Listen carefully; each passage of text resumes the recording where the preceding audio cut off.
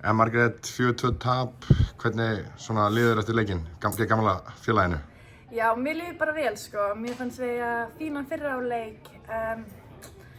Slökum kannski smá á í seinni hálfleik. Áttum nokkra, 10 mínútna kafla lélegan í fyrri hálfleik sem þær sitja 3 en annars var þetta bara mjög fínt sko. En þær eru náttúrulega bara mjög sterkar. Já, þið komist yfir, þú veist, þið náttúrulega hafi ekki að neinu þannig sé að keppa, þeir eru bara í efri hlutanum. Hvernig er mótivöringin í liðinu fyrir lokasprettin í mótinu? Við ætlum bara að vinna seinsta leik á móti Þrótti.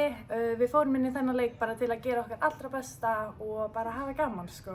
Og sýna hvað við getum í fótbolta. Var þetta einhver svona ekstra mótivering fyrir þig? Þú veist, mætandi Breiðablik hérna á Kópavogsvelli, þær á toppnum, þú bara átti marga fína rispur upp kantinn. Var þetta eitthvað ekstra fyrir þig? Það er náttúrulega alltaf gaman að koma hingað og stelpuna náttúrulega bara margar vinkonur mínar hérna ennþá.